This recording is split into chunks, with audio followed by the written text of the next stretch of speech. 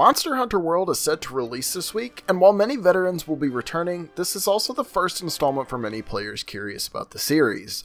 In today's video, I'll be going over a few beginner's tips you should know before jumping into the game for the first time. And hey, if you're a Monster Hunter veteran who wants to drop a few tips in the comments, feel free to do so, but let's go ahead and get right into this video.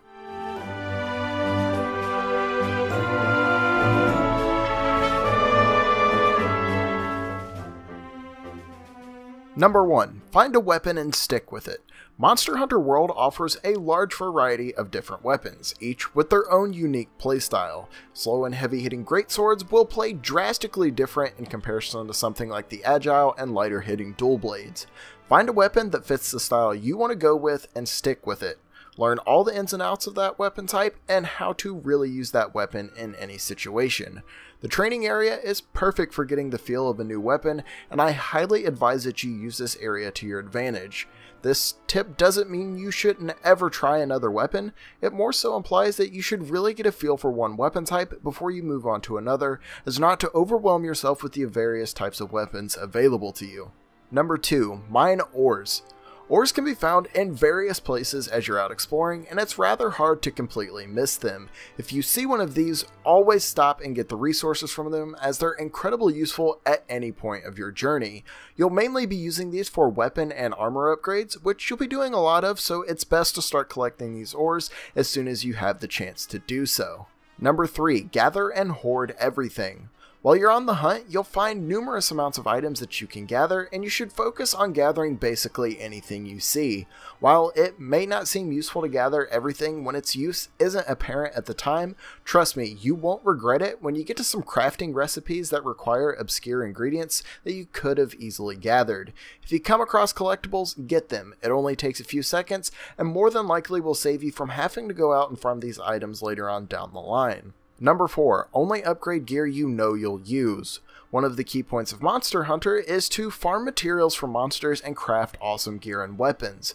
Upgrading these items, of course, will require various materials, and with that, some of those materials just might be incredibly rare. When it comes to upgrading your gear, you really only want to upgrade the things you know you're going to use. This plays into the first tip I listed: find a weapon and stick with it. Once you know you're comfortable with a weapon and you see yourself using it long term, upgrade it and know with confidence you've used your gathered materials wisely. Number 5. Look for clues on the hunt. The name of the game is Monster Hunter. You're clearly going to be hunting for creatures, and what kind of hunter would you be if you didn't look for clues as to where your hunt is headed? As you're out in the game world, you'll find footprints, claw marks, mucus, and things like bones scattered about. Examine these to increase your meter, and once you've gathered enough information, your scout flies will lead you straight to the monster. This isn't a necessary part of the game, as you can obviously stumble upon the creature as you're out looking for it, but looking for and examining clues you find will make the hunt easier and quicker for you and your team. Number 6. Use mantles for different effects. Mantles are a piece of equipment available to you that offer a few different gameplay variations. For example, the Ghillie Mantle will conceal you from monsters temporarily, allowing you to get close and set yourself up for a big hit on the monster and start the fight off just right. Others, such as the Glider Mantle, offer you the ability to glide through the air and makes it easier to mount monsters. There are a variety available for you to use on your hunts. Find one that caters to your style and give it a go.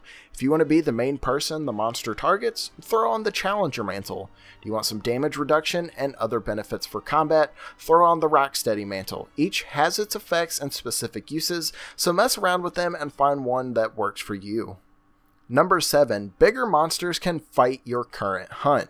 I really didn't get any footage of this during the beta period, but as you're on the hunt, you'll encounter monsters that aren't your current target. If it happens that you bring your current target monster into the territory of another monster, they just might begin attacking your target, thus helping you bring them down and ending the hunt even quicker. If your quest happens to be to capture the monster instead of killing it, this won't play out in your favor, so keep that in mind, as this isn't always beneficial to your hunt. And with that being said, this brings us to the end of the video. I just wanted to compile a few short tips that you guys should be learning as you're starting out the game for the very first time. I certainly hope you found it useful, and if you did, a like is greatly appreciated here on the channel and really does help me out a great deal. If you happen to be new to the channel, consider hitting that subscribe button for more Monster Hunter content and other games here on the channel. Thank you all for watching today's video. My name is Morgan, and I'll see you next time.